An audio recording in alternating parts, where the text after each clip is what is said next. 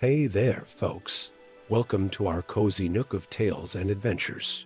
Today, like every episode, we're unlocking the doors of imagination to explore new worlds, meet fascinating characters, and experience unique emotions. I promise to take you on an unforgettable journey through the power of words. So, get comfy, grab your favorite drink, snuggle into that perfect spot, and get ready to lose yourself in a new story. Leave the outside world behind for a while and dive with me into the depths of storytelling. If you enjoy our content and want to support the channel, consider hitting that subscribe button and giving the video a thumbs up. Now, without further ado, let's dive into today's story. In the depths of Vault 101, where steel walls echoed with the whispers of a forgotten world, young Ezra's quill scratched feverishly across parchment. The scribe's chamber, lit by the eerie glow of ancient fluorescent lights, was a sanctuary of knowledge amidst the post-apocalyptic refuge. But on this fateful day, as Ezra's eyes widened at the secret plans before him, the sanctuary became a crucible of destiny. The Brotherhood of Steel, once guardians of old-world technology, now plotted conquest. Their ambition, etched in coded messages and strategic maps, threatened to plunge the Wasteland into a new era of tyranny. Ezra's heart raced, the weight of this forbidden knowledge pressing upon his conscience like a leaden shroud. With trembling hands, he rolled the damning documents and slipped them into his tunic. The decision was made in a heartbeat. He must warn the surface dwellers, must prevent the looming storm of steel and laser fire.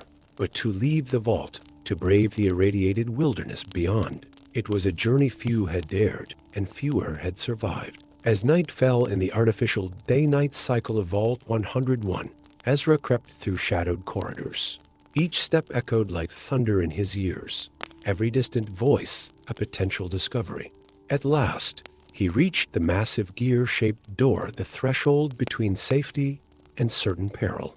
With a grinding screech that seemed to shake the very foundations of the earth, the vault door rolled open.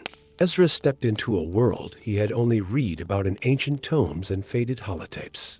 The wasteland stretched before him, a tapestry of desolation and wild beauty under a star-strewn sky. Ezra's journey through the ruins of civilization was a gauntlet of wonders and horrors. Skyscrapers, once mighty, now stood as jagged monoliths against the horizon.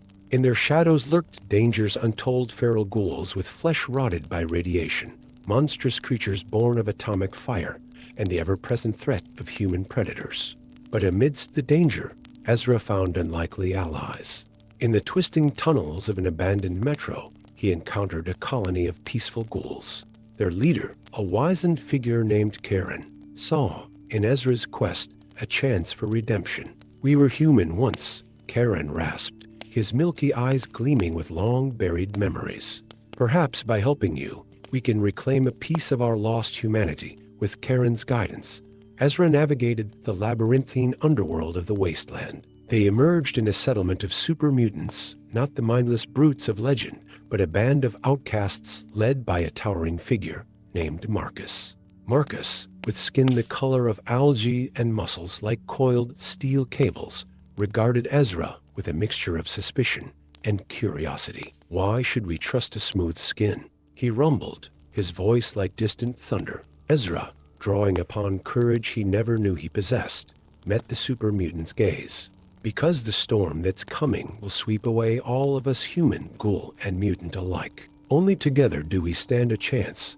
His words, born of desperation and hope, struck a chord. Marcus nodded solemnly, a pact sealed without need for further words. As their unlikely band journeyed across the blasted landscape, whispers reached them of an ancient prophecy.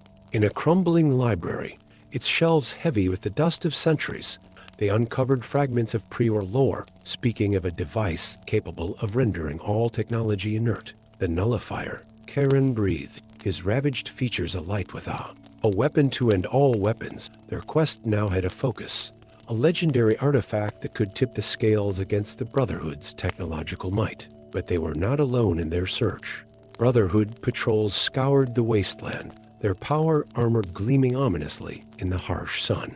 In a heart-stopping encounter, Ezra and his companions found themselves cornered in the ruins of an old military base. Laser fire scorched the air around them, the Brotherhood closing in like wolves on wounded prey. It was Marcus who turned the tide, his mighty fist shattering power armor like porcelain, buying them precious time to escape. Their path led them to the fabled ruins of the Pentagon, now a fortress of the Brotherhood. Here, amidst the echoes of old world power, they believed the nullifier lay hidden. Infiltrating the complex was a dance with death, every step, every breath fraught with the risk of discovery. Deep in the bowels of the fortress, in a chamber humming with eldritch energy, they found a device no larger than a man's fist, pulsing with an otherworldly blue light. As Ezra reached for it, a voice rang out, cold and imperious. "Step away from the artifact, scribe." Elder Maxon, leader of the Brotherhood, emerged from the shadows, flanked by his most elite paladins. His scarred face was a mask of righteous fury. "You would undo centuries of progress, plunge us back into the dark ages. For what? Some misguided notion of equality with mutants and ghouls." Ezra stood his ground, the nullifier cool against his palm. Progress built on tyranny is no progress at all. The Wasteland belongs to all who survive in it, not just those with the biggest guns. What followed was a battle that would be sung of in Wasteland ballads for generations to come. Marcus and the super mutants clashed with power-armored knights in a titanic struggle of strength against technology. Charon and his ghouls moved like wraiths, their radiation-warped bodies giving them an edge in the chaos. And at the heart of it all, Ezra faced Elder Maxon in a duel of wits and will. The nullifier pulsed between them, a miniature sun of possibility. With a final, desperate lunge, Ezra activated the device. A wave of energy exploded outward, washing over friend and foe alike. In its wake, power armor stood inert, energy weapons fizzled into silence. The mighty Brotherhood of Steel found themselves stripped of their technological advantage, reduced to the same level as those they sought to rule. As the dust settled, Ezra stood amidst the stunned silence. His voice, though weary, carried the weight of prophecy fulfilled. The age of machines is over. Now we must learn to live as equals, to rebuild not with technology, but with understanding and cooperation. Elder Maxon, his Brotherhood in disarray, could only watch as Ezra and his unlikely alliance of outcasts and misfits walked away into a future bright with possibility. In the years that followed, the tale of Ezra the Scribe and the Nullifier became legend. It was a story of courage, of unlikely friendships forged in the fires of adversity, and of the power of unity in the face of overwhelming odds. The Wasteland, though still harsh and unforgiving, saw the first glimmers of a new society, one built on the strengths of all its inhabitants, human and mutant alike. And in a small settlement, built from the ruins of the old world, Ezra would often sit by the firelight, surrounded by children of all races. There, he would recount his adventures, keeping alive the memory of how a humble scribe and his band of misfits had changed the course of history, proving that even in the darkest of times, hope could bloom like a flower in the apocalyptic dust. Story 2. The scorching sun hung like a molten coin in the sky, its merciless rays beating down upon the endless expanse of the Mojave Wasteland. Across the sea of sand and broken dreams, a caravan wound its way like a serpent, its Brahmin lowing softly as they trudged through the heat-shimmering air. At its head rode Arya, her weathered face a map of scars and determination, eyes scanning the horizon with the keen gaze of a desert ranger. Once, Arya had worn the star of the Rangers with pride, patrolling these very lands to keep the peace. Now, she led a different kind of mission, one of survival and commerce, guiding traders and their precious cargo through the perilous wastes. Her hand never strayed far from the ancient revolver at her hip, a relic from a world long gone, but not forgotten. As the caravan crested a dune, the distant sound of gunfire shattered the oppressive silence. Arya's hand flew to her weapon, her voice ringing out clear and sharp. Circle up, defensive positions. Through her binoculars, she spied a scene of chaos, a group of raiders attacking a lone traveler. The figure, cloaked and hunched, seemed to shimmer in the heat haze, almost as if not quite real. Something about the stranger tugged at Arya's instincts, a feeling she couldn't quite name. "We're going in," she announced, her tone brooking no argument. "Jux, Mira with me. The rest of you, guard the Brahmins." They thundered down the dune, kicking up clouds of sand. Arya's revolver barked twice, and 2 raiders fell. Jux's shotgun roared, scattering the rest. As quickly as it had begun, the skirmish was over. The stranger stood amidst the carnage, his cloak billowing in the hot wind. As Arya approached, he lifted his head, revealing a face etched with age and wisdom. "I thank you, child of the wastes," he said, his voice carrying an accent Arya had never heard before. "I'm called Elijah, and I bear a secret that could change the very face of this blighted world." Arya's eyes narrowed. In the Wasteland, secrets were as dangerous as radiation. What kind of secret? Elijah's eyes gleamed, the kind that could bring life back to these dead lands. "I know the way to purify the waters, to wash away the taint of radiation." The words hung in the air, heavy with promise and threat. Arya felt the weight of them settle on her shoulders like a physical burden. If true, this knowledge could indeed reshape the world and make its bearer the most hunted person in the Wasteland. "You'd better come with us," Arya said at last. "It's not safe out here." As they rejoined the caravan, whispers spread like wildfire. Elijah's presence seemed to charge the very air, filling their journey with a sense of portent and destiny. That night, as they camped beneath the vast canopy of stars, he shared his tale. Elijah spoke of hidden vaults and forgotten technologies, of experiments conducted in the shadow of the old world's fall. He claimed to have unlocked the secrets of water purification on a scale never before imagined. With his knowledge, he insisted, the great rivers could flow clean once more, bringing life back to the parched earth. But as word of Elijah's presence spread, like ripples in a radioactive pond, others took notice. To the west, the new California Republic stirred, seeing in this knowledge the key to expanding their nation and securing their future. To the east, Caesar's legion saw a weapon to bring all tribes under their blood-red banner. Caught between these titans of the New World, Arya found herself faced with an impossible choice. The ideals of the Desert Rangers warred with the pragmatism she'd learned as a caravan leader. To whom should this power be entrusted, or should it be entrusted to anyone at all? Their journey took on a new urgency, each mile bringing them closer to a confrontation that would shape the future of the Wasteland. Arya pushed the caravan hard, knowing that every moment counted. They traversed treacherous mountain passes, braved rad storms that turned the sky and sickly green, and fought off mutated beasts that defied description. Through it all, Elijah remained an enigma. Sometimes he seemed frail, leaning heavily on his staff as they traveled. Other times, his eyes blazed with an inner fire, and he spoke with the authority of one who had seen empires rise and fall. As they neared the borders of NCR territory, scouts from Caesar's legion appeared on the horizon, their crimson banners stark against the pale sky. Arya knew they were running out of time. In a hidden canyon, sheltered from prying eyes, Arya confronted Elijah. "We can't keep running," she said. "You need to make a choice. NCR, Legion, or neither. But choose we must." Elijah's gaze seemed to pierce through her, seeing not just Arya, but all the hopes and fears she carried. "My child," he said softly, "the choice was never mine to make. It has always been yours." With those words, understanding dawned on Arya like the rising sun.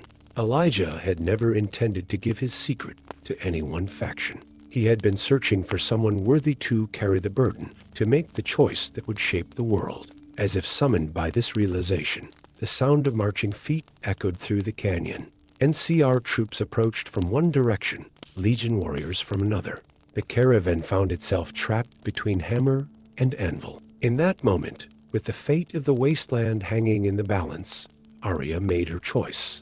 She turned to her people, her voice ringing out clear and strong. "We won't give this secret to any one group," she declared. "This knowledge belongs to all of us, to every soul, struggling to survive in this harsh world." What followed was a battle that would be sung of in Wasteland ballads for generations. Arya and her caravan fought not for victory, but for time. As NCR and Legion clashed around them, Elijah worked feverishly, etching his secrets onto scraps of metal and fragments of old-world tech. When the dust settled, Elijah's knowledge had been scattered to the winds, entrusted to traders and travelers, to be spread far and wide across the wasteland. No one faction could claim it. No one group control it. It became the people's secret, a shared hope for a better future.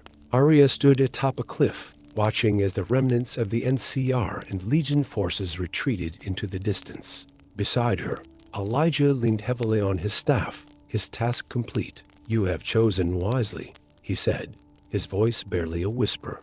"The road ahead will be long and fraught with danger.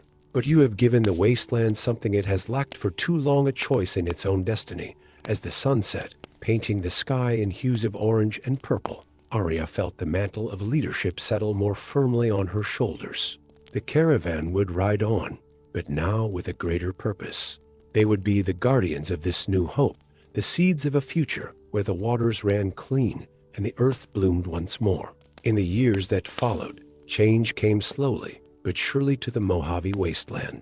Springs of pure water began to appear, nurtured by the scattered knowledge Elijah had left behind. Communities grew around these oases, bastions of life in the harsh desert. And always moving between these new settlements was Arya's caravan. They had become legend, the bearers of hope, the protectors of a dream of a greener world. In campfire tales and wasteland bars, the story was told again and again of how a humble caravan and a mysterious old man had changed the course of history, proving that even in the darkest of times, the future belongs to those brave enough to shape it. Story 3. In the shadow of the shattered Washington Monument, where the dreams of an old world lay buried beneath rubble and radiation, a young ghoul named Zephyr stirred. His luminous eyes, an otherworldly green, flickered open to the familiar hum of his mechanical guardians. The sentrybots whirred and clicked, their metallic bodies gleaming in the dim light of the underground bunker that had been Zephyr's home for as long as he could remember. Zephyr's skin, mottled and scarred by radiation, seemed to pulse with an inner light as he stretched out his hand towards the nearest sentrybot. Without a word, without even a conscious thought, the machine responded to his touch, panels sliding open to reveal its inner workings. "Good morning, old friend," Zephyr murmured, his voice a raspy whisper. The sentrybot beeped in response, a sound that to any other ear would be meaningless, but to Zephyr carried the warmth of a loving embrace. For Zephyr was no ordinary ghoul. Raised by the remnants of a pre-war AI security system, he had developed a unique ability, the power to communicate with and control machines. It was a gift that made him a wonder and a target. As Zephyr emerged from the bunker into the harsh light of the wasteland, the ruins of Washington, D.C. sprawled before him like a graveyard of civilization. Twisted metal and crumbling concrete reached toward a sky perpetually tinged with the sickly green of lingering radiation. But today, something was different. The air thrummed with an unfamiliar energy, and in the distance, Zephyr could hear the distinctive whine of vertebrates. The Enclave, remnants of the old U.S. government, had returned to the capital wasteland. Zephyr's heart raced. He had heard stories of the Enclave, whispered warnings from his robotic caretakers. They sought to rebuild America, but their vision was one of purity that had no place for ghouls, mutants, or any deemed impure, as if summoned by his fears. A vertibird appeared on the horizon, its rotors chopping through the air with menacing purpose. Zephyr reached out with his mind, feeling the pulse of every machine within his range. A nearby protectron stirred to life, its gears grinding as it rose to stand protectively in front of him. The vertibird landed, and out stepped figures in gleaming power armor, their helmets obscuring any trace of humanity. The leader, distinguished by red stripes on his armor, stepped forward. "Surrender the ghoul," the soldier's amplified voice boomed. "By order of President Eden, all mutants are to be brought in for processing." Zephyr felt a surge of defiance. "I am no one's to claim," he called back, his voice carrying an authority that belied his youthful appearance. What followed was a chase that would become legend in the wasteland. Zephyr fled through the ruins of D.C., his every step guided by the machines that awakened at his passing. Sentry bots rolled out of long-abandoned military checkpoints, forming a protective phalanx. Protections emerged from subway stations, their lasers cutting through the air. As he ran, Zephyr's mind raced. He couldn't keep running forever. He needed allies, a plan, a purpose beyond mere survival. Fate, it seemed, had been listening. As Zephyr rounded a corner, he collided with a group of figures who seemed to flicker in and out of existence. For a moment, he thought the radiation had finally addled his mind. But as he focused, he realized he was looking at android synthetic humans of such advanced design that they were nearly indistinguishable from flesh and blood.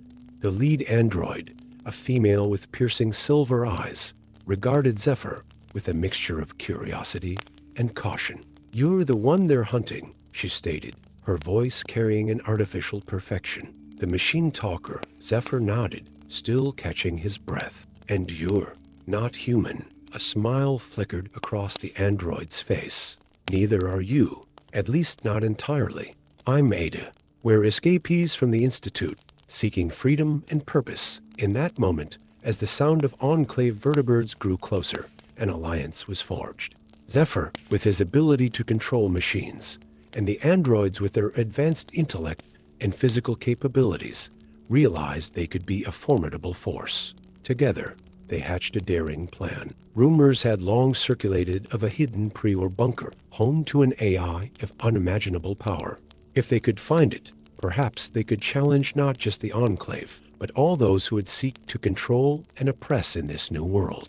Their journey took them across the blasted landscape of the capital Wasteland. They braved rad storms that made the very air glow, fought off packs of feral ghouls driven mad by radiation, and outsmarted Enclave patrols at every turn. Along the way, Zephyr's powers grew. He learned to extend his consciousness into ever more complex machines, to see through their sensors and manipulate their most intricate system. The androids, too, evolved, their interactions with Zephyr and the world around them bringing them closer to the humanity they both emulated and transcended.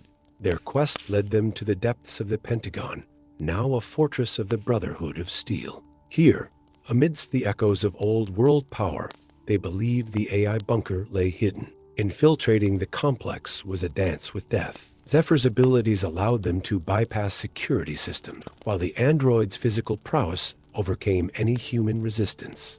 Deep in the bowels of the building, they found what they sought: a sealed door, untouched for centuries.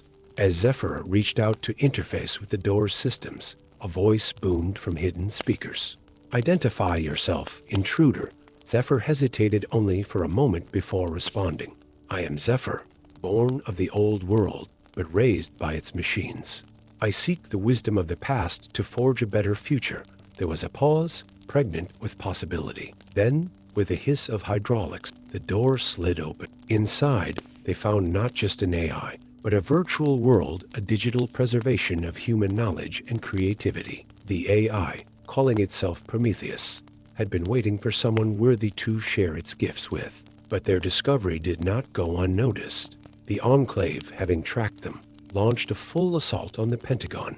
The Brotherhood of Steel, believing their sanctuary violated, joined the fray. What followed was a battle that would reshape the capital Wasteland. Zephyr, connected to Prometheus, became a conduit for unimaginable technological power. Robots of every description rose to their defense.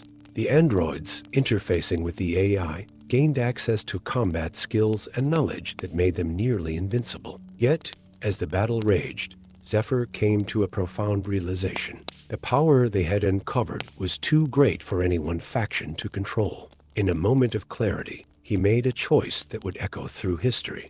Using his connection to Prometheus, Zephyr broadcast its knowledge across the Wasteland. Every working computer, every radio, every electronic device capable of receiving data was suddenly flooded with information, medical knowledge to heal the sick, agricultural techniques to revitalize the land, and technological insights to rebuild society. The battle ground to a halt as both sides grappled with the implications of what had just occurred.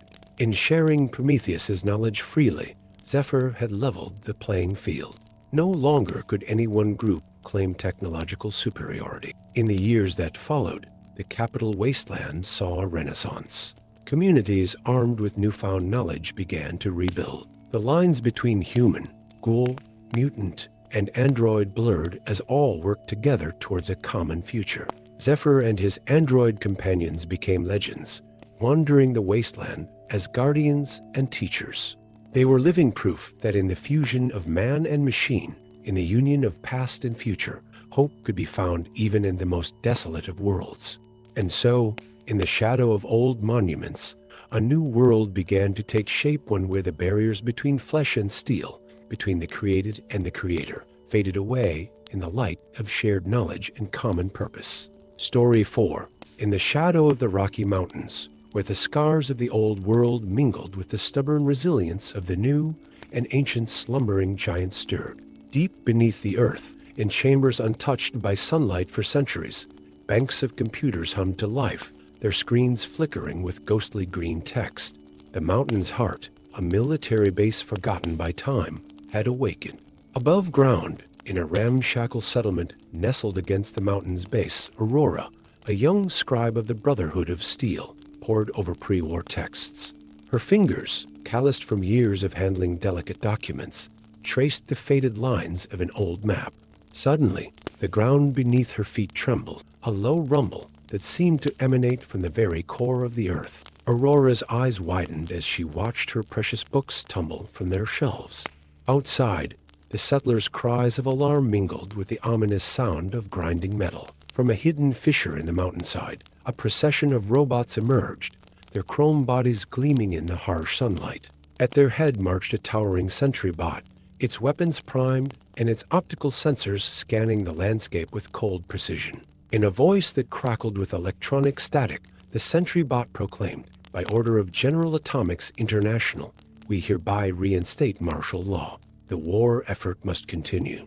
All able-bodied citizens are to report for duty immediately." Chaos erupted in the settlement. People fled in terror, their screams punctuating the rhythmic march of the robotic army. Aurora stood transfixed, her mind racing. The robots, she realized with a mixture of awe and horror, believed the Great War was still raging. They were prepared to continue a conflict that had ended over 2 centuries ago. As panic spread through the wasteland, Aurora found herself cast out by her Brotherhood superiors. Her questions about the ethics of hoarding technology, her suggestions of sharing knowledge with outsiders, had long made her a controversial figure.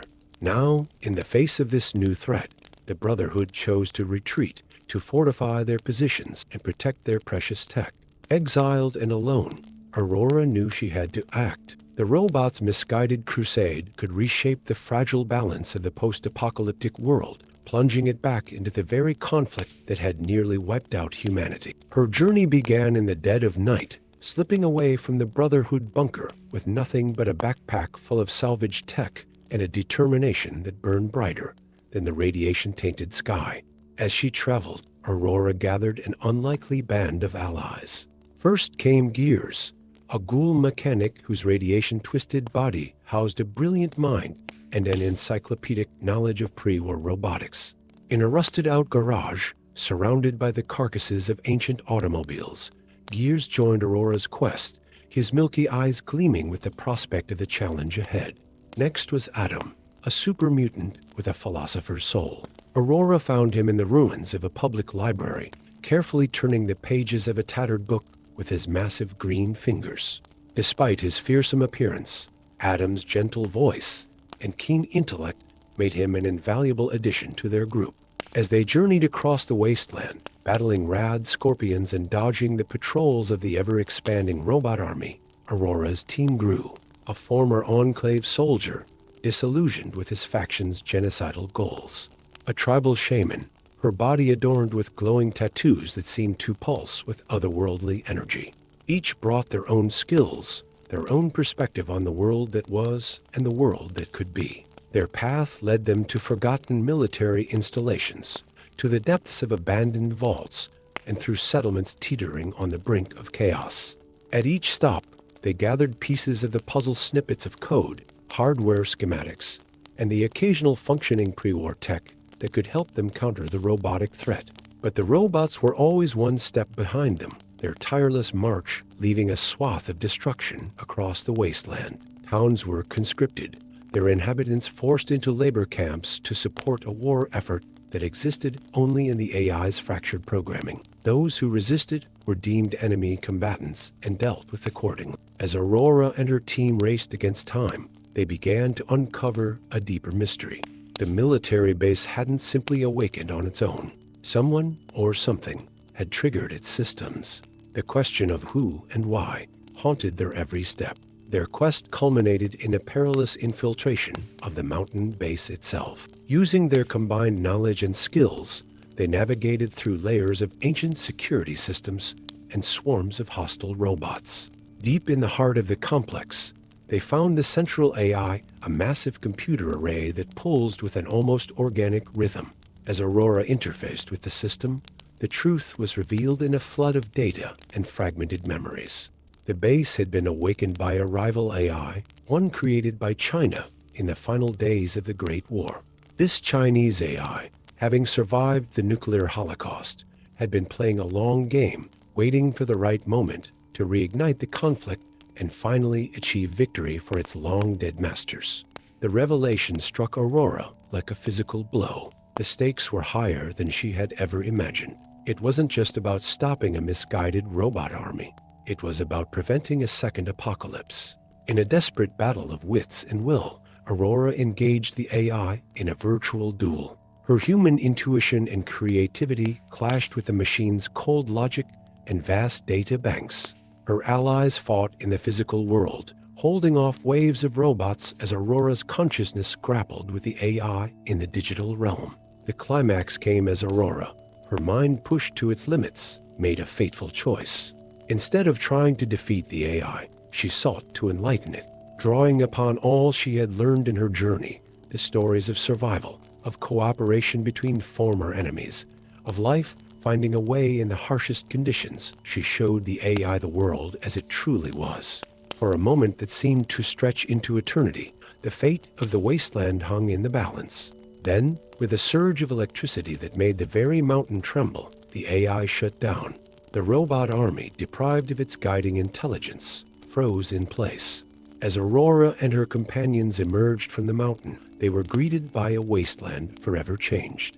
The threat was over, but the revelations they had uncovered would reshape their world. The knowledge contained within the military base, both of destruction and of renewal, was too vast, too important to be hoarded or destroyed. In the months and years that followed, Aurora and her diverse band of allies became the custodians of this knowledge.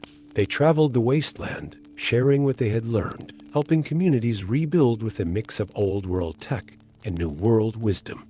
The robots, reprogrammed and repurposed, became tools for reconstruction rather than instruments of war. And so, from the ashes of the old world and the averted crisis of a new one, a different kind of society began to emerge.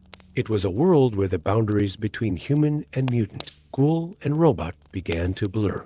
A world where the mistakes of the past served as lessons for the future, and where hope, against all odds, bloomed in the irradiated soil of the wasteland. Aurora, once an outcast, became a legend, the scribe who had written a new chapter in the story of humanity's survival. Her tale would be told around campfires and in the halls of newly established schools, a reminder that even in the darkest of times, the human spirit, in all its diverse forms, could light the way to a brighter future. Story 5. In the verdant, irradiated forests of what was once Oregon, where mutated pines towered like ancient sentinels and bioluminescent fungi cast an otherworldly glow, a legend was born. Whispers spread through isolated settlements of a being neither fully human nor entirely beast, a hunter with the keen senses of a deathclaw and the cunning mind of man. They called him Thorn, the shadow stalker. Thorn moved through the forest like a ghost, his scaled skin shimmering with patterns that shifted to match his surroundings. Eyes, reptilian yet filled with human intelligence, scanned the underbrush for signs of prey or danger. He was a product of the wasteland's cruel evolution, a hybrid born from the union of human resilience and mutant adaptation.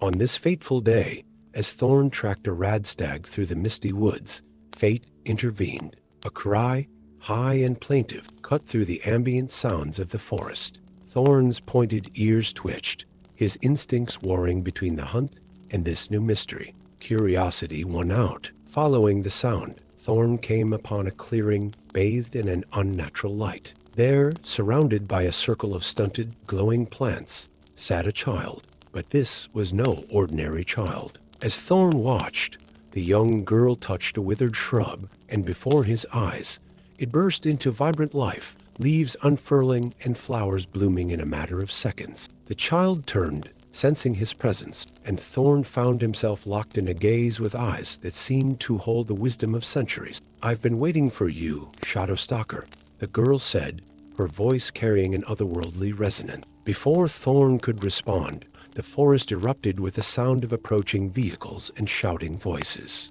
The child's gift had not gone unnoticed. Raiders, scavengers, and fortune seekers from all corners of the wasteland converged on their location, drawn by rumors of a miracle in the mutant woods. In that moment, Thorn made a decision that would alter the course of his life and the fate of the wasteland itself. With a fluid motion that belied his massive frame, he scooped up the child and melted into the shadows of the forest. Thus began an epic journey across the irradiated landscape of the former American West. Thorn, the solitary hunter, found himself cast in the role of protector to a child whose very touch could cleanse the land of radiation's taint. As they traveled, the odd pair formed an unlikely bond. The child, who called herself Arya, spoke of visions of a hidden sanctuary deep within the legendary Vault Zero, where the secrets of humanity's past and the key to its future lay waiting to be discovered. Their path was fraught with danger. Mutant beasts, twisted by centuries of radiation, stalked the wilderness. Bands of raiders and zealots, having caught wind of Arya's gift, pursued them relentlessly. Each group saw in the child the potential to reshape the world in their image. But it was not just external threats they faced. As they journeyed, Thorn grappled with his own nature. The Deathclaw part of him yearned for solitude, for the simplicity of the hunt. Yet the human within recognized the magnitude of their quest, and something deeper, a growing paternal instinct he had never known he possessed. Arya, for her part, bore the weight of her gift with a maturity beyond her years. At each settlement they passed, she would heal the sick and cleanse small patches of land, leaving behind pockets of verdant growth in the otherwise blasted landscape.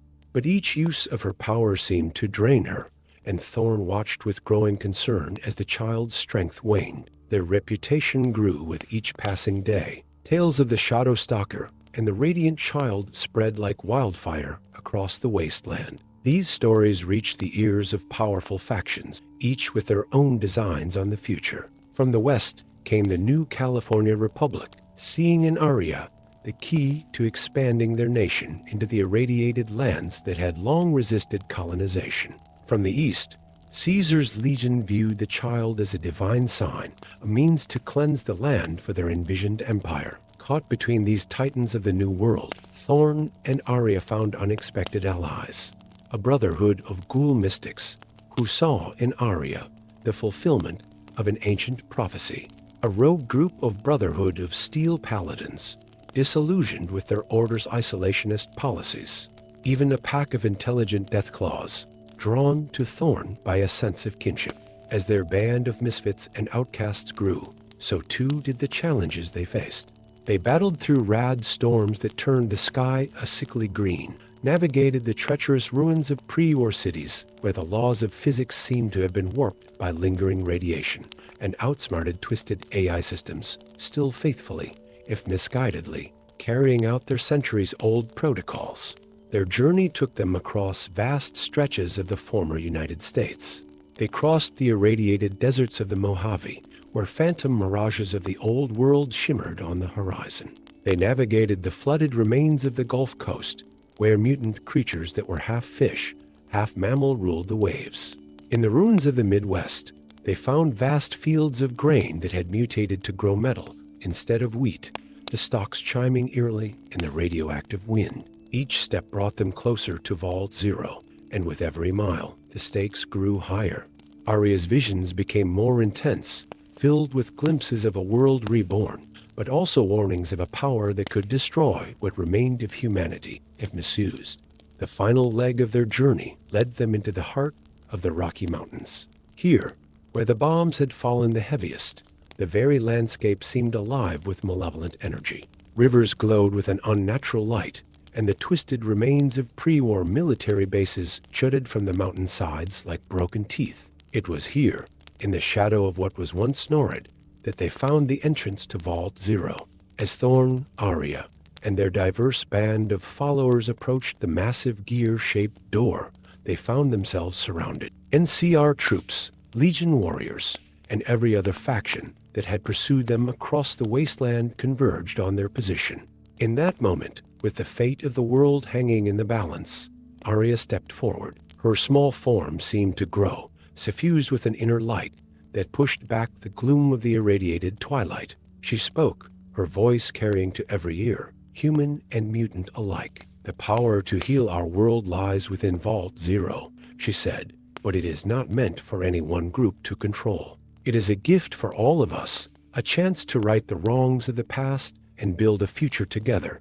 As if in response to her words, the vault door began to open with a grinding screech that echoed through the mountain. From within emerged a light so pure, so intense, that all who saw it felt the radiation in their bodies begin to fade. What followed was not a battle, but a revelation. The secrets of Vault Zero clean energy, advanced medical technology, and terraforming systems beyond anything the old world had achieved were laid bare for all to see. In the face of such wonders, old enmities seemed petty and insignificant. In the years that followed, the wasteland began to change.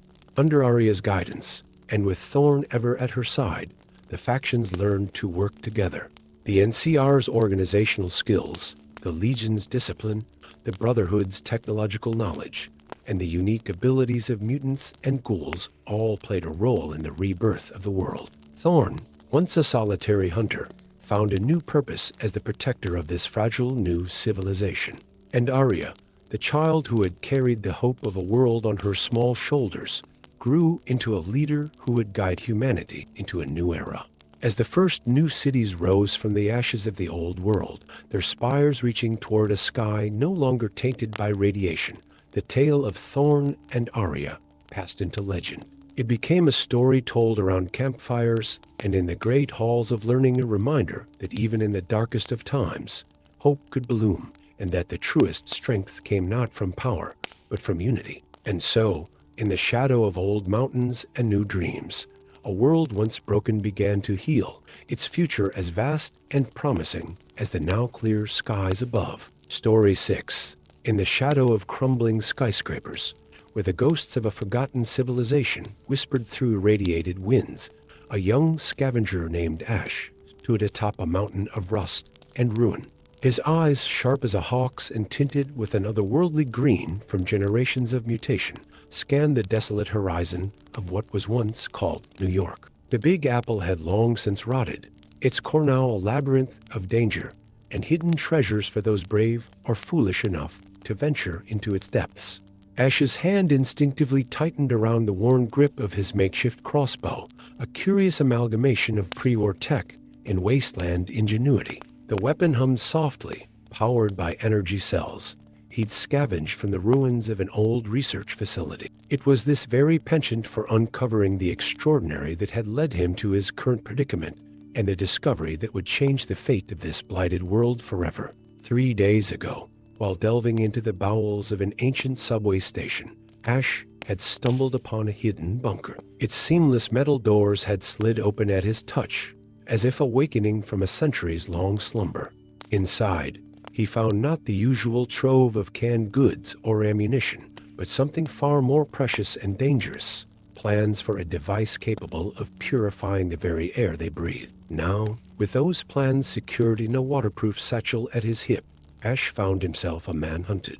Word had spread quickly through the wasteland's grapevine, a network as intricate and unpredictable as the mutations that plagued the land. Every faction, from the tech-hoarding Brotherhood of Steel to the savage raiders, wanted what he possessed.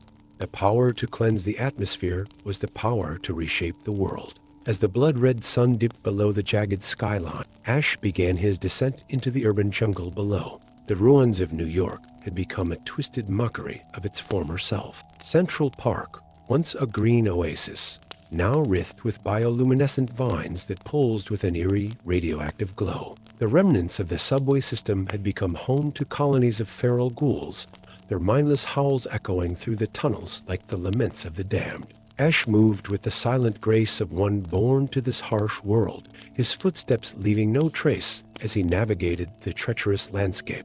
He had a rendezvous to keep, one that filled him with equal parts hope and dread. In a hidden alcove beneath the shattered remains of the Brooklyn Bridge, he was to meet with an unlikely ally, a super mutant known as Grunk. As Ash approached the meeting point, the hulking silhouette of Grunk emerged from the shadows. The super mutant's skin was a mottled green, crisscrossed with scars from countless battles. Yet his eyes held an intelligence that belied his brutish appearance. "You came," Grunk rumbled, his voice like gravel in a steel drum. "Thought maybe the Brotherhood got to you first." Ash shook his head, a wry smile playing on his lips. Not for lack of trying. Had to take the scenic route through Raider territory to shake them off. Grunk grunted in approval. Smart. Raiders too busy fighting each other to notice one scrawny human. Their unlikely partnership had been forged in the crucible of survival. Grunk, once a feared enforcer for a super mutant warband, had grown disillusioned with the senseless violence of his kin. Ash, for his part, had looked past the mutations to see the person beneath. Together, they stood a better chance of seeing their mission through. "We need to move," Ash said, his voice low and urgent. "The plans, they're not just for air purification.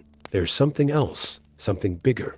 Grunk's brow furrowed, creating deep crevices in his already craggy face. "Bigger how?" Before Ash could respond, a high-pitched whine cut through the air.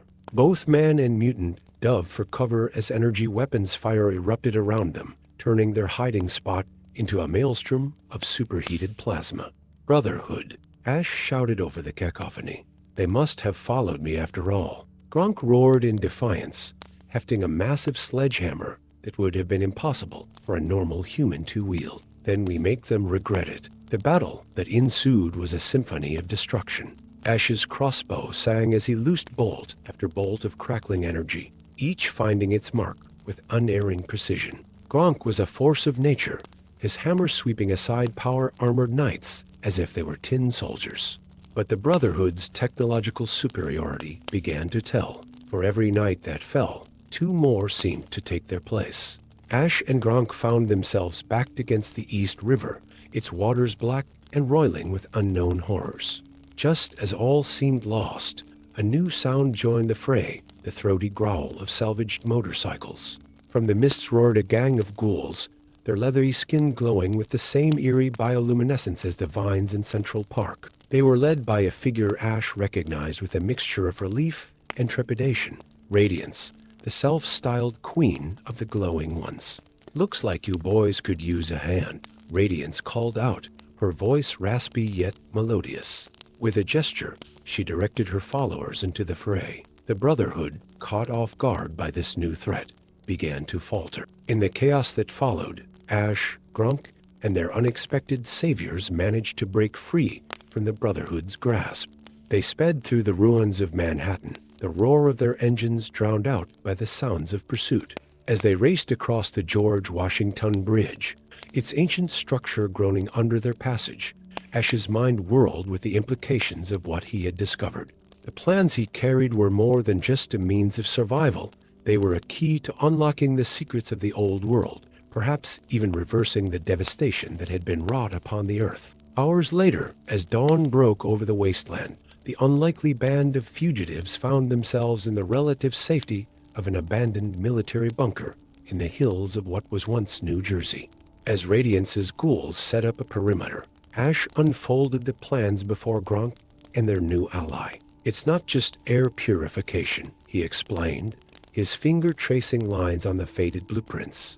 "This device, if we can build it, has the potential to neutralize radiation on a massive scale. It could make entire regions habitable again." Radiance's milky eyes widened. "You mean we could reclaim the world, restore it to what it was before the bombs fell?" Grunk grumbled thoughtfully. "Many who profit from chaos would not want this. Explains why everyone is after you, little human." Ash nodded grimly. which is why we can't do this alone. We need allies, resources, and a safe place to build this thing. As they debated their next move, a strange calm settled over Ash. He realized that for the first time since he discovered the plans, he felt hope, real, tangible hope. The road ahead would be fraught with danger, filled with battles against those who would keep the world in chains of radiation and ruin. But as he looked at his companions, a noble super mutant, a radiant ghoul queen, and the loyal band of misfits they'd assembled, he knew that they stood a fighting chance. The fate of the Wasteland hung in the balance, and Ash vowed that he would see this through, no matter the cost. For in this blighted world, where the very air was poison and hope was as rare as unspoiled water, he had found something worth fighting for, a future where the sins of the old world could finally be washed away and humanity could begin anew. As the sun climbed higher, bathing the ruined landscape in its unforgiving light, Ash and his companions began to plan their next move. The journey ahead would take them across the perilous expanse of the American wasteland, from the irradiated swamps of the south to the scorching deserts of the west. They would face challenges that would test not only their strength and cunning, but also their convictions and the bonds of their newfound friendship. But for now, in this moment of respite, Ash allowed himself a small smile. In a world where every day was a struggle for survival, he had found a purpose greater than himself. And in the eyes of his companions, he saw the same determination, the same flicker of hope that burned within his own heart. The wasteland had thrown them together, a scavenger, a super mutant, and a ghoul queen, an unlikely trio to be sure. But as they stood there, united in purpose, Ash knew that they were more than just survivors now. They were the vanguard of a new age, the harbingers of a reborn world. And so, with the weight of their mission heavy upon their shoulders, but their spirits unbroken, they set out into the irradiated unknown. The road ahead was long and fraught with danger, but for the first time in centuries, the future of the wasteland looked just a little bit brighter. Story 7. In the shadow of the once magnificent Hollywood sign, now a twisted monument to a world long gone, stood the last oasis. This haven, nestled in the irradiated heart of what was once Los Angeles, was a testament to human resilience. At its center, surrounded by makeshift gardens and recycled metal dwellings, stood the ancient and gnarled form of the life tree, its luminescent leaves pulsing with an otherworldly green glow. Beneath the life tree's protective canopy sat Elder Aria, her weathered face a map of the wasteland's harsh history. Her eyes, clouded with age but sharp with wisdom, gazed unseeing into the distance. For 3 days and nights, she had remained motionless, locked in a trance that left the last oasis holding its collective breath. As the blood-red sun of the 4th day rose over the horizon, Elder Aria's eyes snapped open, her gasp echoing through the expectant silence. "Zephyr," she called, her voice cracking with urgency. "Fetch my granddaughter." Moments later, a young woman with hair the color of burnished copper and eyes like polished emeralds knelt before the elder. This was Nova, the last oasis's most skilled archer and hunter, her lithe form honed by years of surviving in the unforgiving wasteland. "Grandmother," Nova whispered, concern etching her features. "What did you see?" Elder Aria's gnarled hand reached out, grasping Nova's with surprising strength. "The verdant sanctuary," she breathed, her words carrying the weight of prophecy. "I've seen it, child, a place untouched by the great fire, where the earth still yields its bounty freely. It lies hidden in the mountains to the north, guarded by ancient magics and forgotten spirits." Nova's eyes widened, hope and disbelief warring within them. "But how is that possible? The legends say the bombs scorched everything." "Not everything, my dear. Some pockets of the old world remain, preserved by forces we've long forgotten. This sanctuary, it holds the key to restoring life to our blighted lands. But the journey," Elder Aria's voice faltered, her unseeing eyes filling with tears. "It is fraught with peril.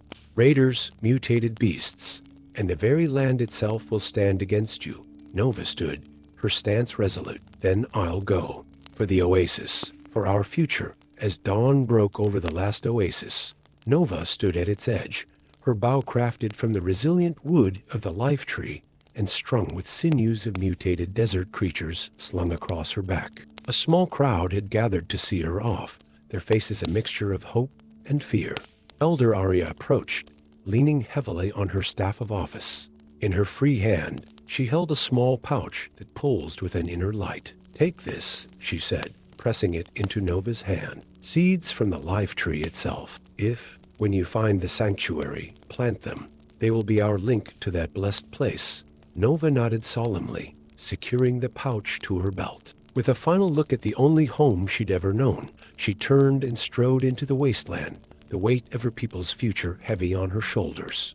The journey north was a gauntlet of challenges that tested Nova's every skill and resolve. She traversed the glasslands where the sand had been fused into treacherous, razor-sharp sheets by the heat of atomic fire.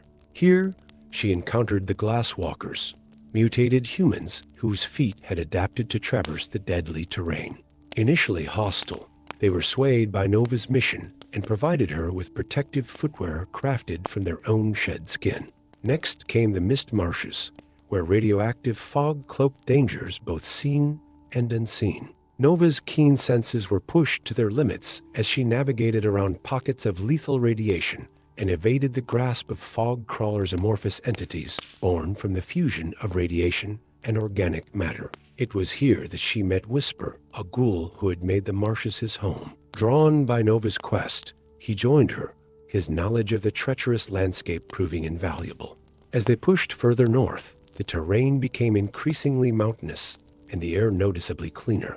Hope began to bloom in Nova's heart, but with it came new dangers. They encountered a tribe of raiders known as the Rust Vipers, their bodies adorned with scraps of pre-war tech and their minds warped by a twisted interpretation of old-world religion. In a heart-stopping battle atop the ruins of an ancient ski resort, Nova and Whisper faced off against the Rust Vipers' leader, a towering brute called Iron Mike. Nova's arrows found chinks in his makeshift armor, while Whisper's knowledge of pre-war tech allowed him to turn the resort's old machinery against their foes. As Iron Mike fell, the remaining Rust Vipers saw Nova's strength and the righteousness of her cause. Many chose to follow her, swelling their small party into a caravan of hope. The final leg of their journey led them into the heart of the mountain. Here, the air grew thin and cold, a stark contrast to the heat-blasted lowlands. Strange energies pulsed through the rock, playing havoc with what little tech they carried. It was as if the very mountain was alive, testing their worthiness. On the 7th day of their ascent, as supplies ran low and spirits began to flag, they crested a ridge and beheld a sight that stole their breath away. There, nestled in a valley shielded by towering peaks, lay a verdant paradise. Lush forests, crystal-clear streams, and fields of wildflowers stretched as far as the eye could see. The verdant sanctuary was real, but their trials were not yet over. As they descended into the valley, they were met by its guardians, the Keepers. These beings, neither human nor mutant, seemed to be living embodiments of nature itself. Their bodies were bark and leaf, their eyes pools of pure life energy. The leader of the Keepers, a majestic entity called Root Father, challenged Nova. "Why have you come to this sacred place, child of the blasted lands? What right have you to enter our sanctuary?" Nova stood tall, her voice unwavering. "We come seeking hope, Ancient One. Our lands are dying, our people suffering. We ask not to take, but to learn, to find a way to heal our broken world." Root Father's eyes narrowed, probing Nova's very soul. After what seemed an eternity, he nodded. "Your heart speaks true, Nova of the last oasis. You and your companions may enter, but know this: the knowledge you seek comes with a heavy price. Are you willing to pay it?" Without hesitation, Nova replied, "For my people, for our future." Yes, the gates of the sanctuary opened, and Nova led her band into a world they had only dreamed of. For 3 moons, they lived and learned among the Keepers, absorbing ancient wisdom about maintaining harmony with the land, purifying radiation, and coaxing life from barren soil. As the 3rd moon waned, Root Father summoned Nova to the heart of the sanctuary, a glade where the very essence of life seemed to pool. "You have learned much, young one," he said, his voice like rustling leaves. "But the final lesson, and the greatest gift, requires sacrifice Nova understood then what she must do. With trembling hands, she removed the pouch of life tree seeds from her belt. "These are the future of my people," she said, her voice thick with emotion. "I offer them freely, to be nurtured here in this sacred place. Root fathers wooden features creased in what might have been a smile. Your sacrifice is accepted, Nova. In return, take this." He presented her with a staff, not unlike her grandmother's, but thrumming with vibrant energy. "This is the staff of renewal.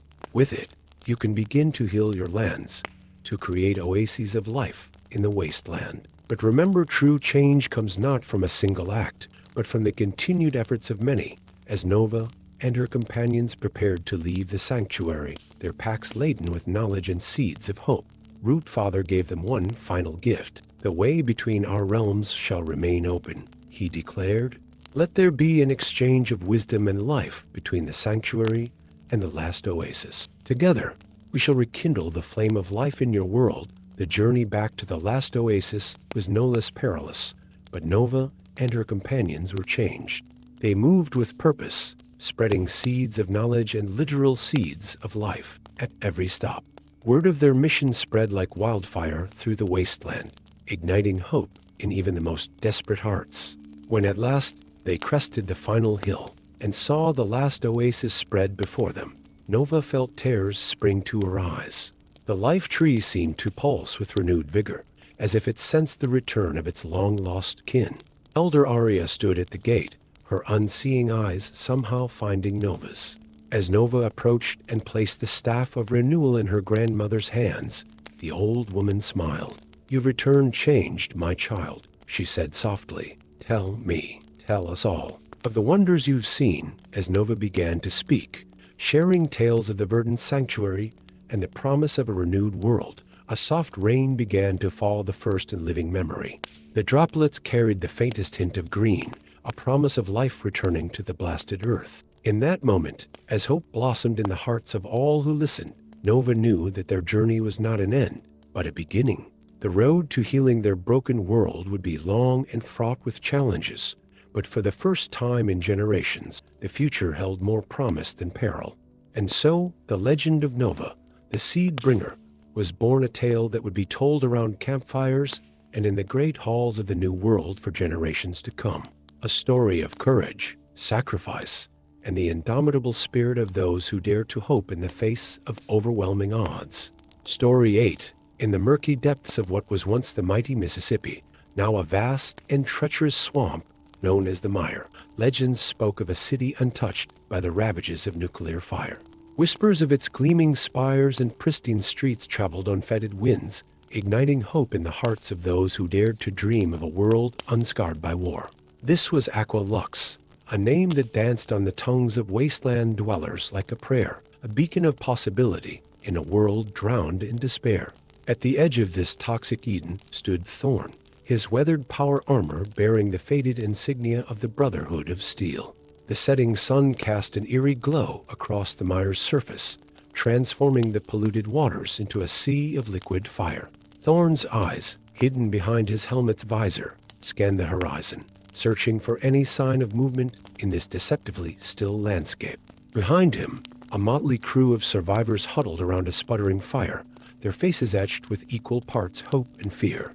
There was Zera, a ghoul scavenger whose radiation-scarred skin told tales of centuries wandered in the wasteland. Beside her sat Gizmo, a tech-savvy teenager whose nimble fingers could coax life from even the most corroded pre-war relics. Rounding out the group was Brutus, a super mutant whose hulking frame belied a gentle nature and sharp mind. Thorn turned to address his unlikely companions, his voice modulated by his helmet speakers. "Tomorrow, we venture into the heart of the mire. If the legends are true, Aqua Lux lies beneath these waters, protected by ancient technologies we can scarcely comprehend. But remember," he paused, his tone grave, "we're not the only ones seeking this prize. The journey ahead will test not just our strength, but our humanity." As night fell, the mire came alive with bioluminescent horrors. Creatures born of radiation and mutated beyond recognition prowled the shallows, their eyes glowing with an unholy hunger. The group huddled closer, each lost in thoughts of what the dawn might bring. With the first light of day, they set out, their makeshift raft barely staying afloat in the caustic waters. Thorn stood at the bow, using a long pole to guide them through the treacherous swamp. Zara's keen eyes scanned for danger, while Gizmo tinkered with a pre-war device he claimed could detect the energy signatures of advanced technology. As they ventured deeper into the mire, the landscape grew increasingly alien. Towering trees, their bark warped by radiation, reached toward a sky choked with poisonous clouds.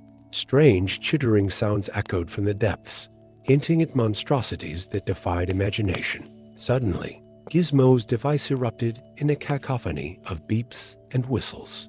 "I've got something," he exclaimed, his young face alight with excitement. "It's big, and it's deep. This has to be it." But their elation was short-lived. From the murky waters erupted a nightmarish creature, a fusion of alligator and something decidedly unnatural. Its scales gleamed with an oily iridescence, and multiple heads snapped at the air with razor-sharp teeth. "Hydragator!"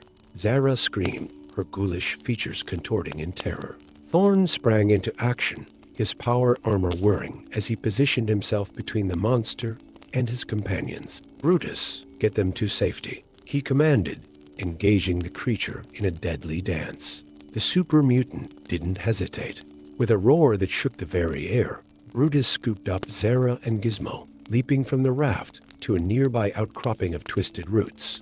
Meanwhile, Thorn grappled with the Hydragator, his armored fists pummeling its scaly hide as its many heads sought purchase on his protective shell. The battle raged, man and beast locked in a struggle that churned the toxic waters into a frothing maelstrom. Just as it seemed the Hydragator might gain the upper hand, a brilliant beam of energy lanced from beneath the waves, striking the creature and reducing it to ash in an instant. Silence fell over the mire, broken only by the heavy breathing of the survivors.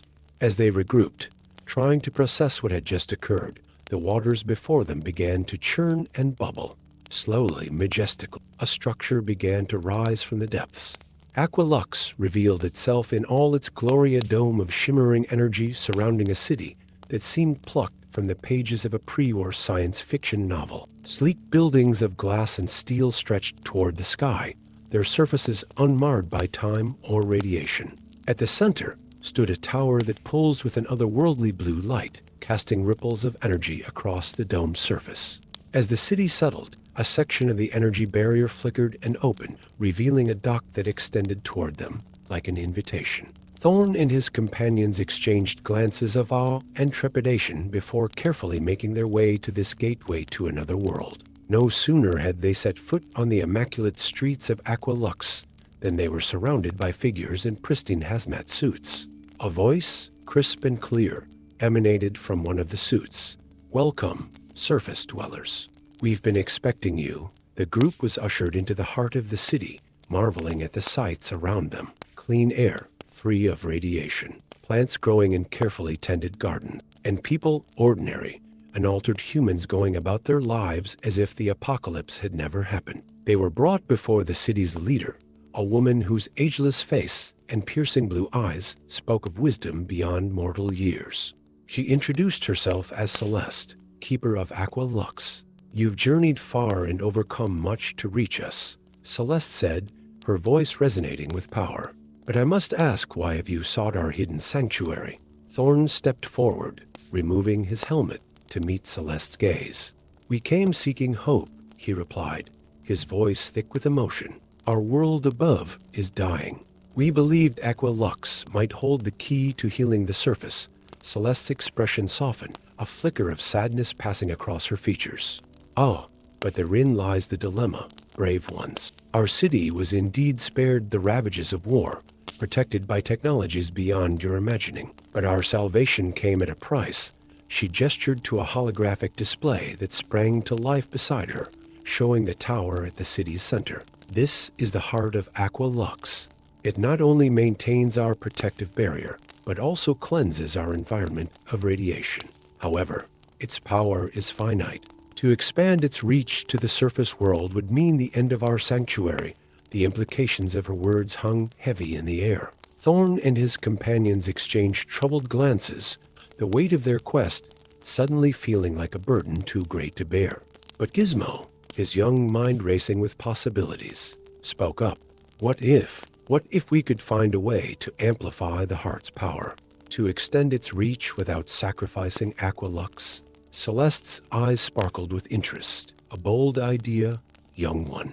But the knowledge required for such an endeavor was lost with the old world. It was Zara who answered, her raspy voice filled with determination. Then we'll find it. There are other vaults, other hidden caches of pre-war tech out there. Give us the chance to try. For a long moment, Celeste studied the group before her, a former Brotherhood soldier, a ghoul scavenger, a super mutant philosopher, and a prodigy born in the ashes of civilization.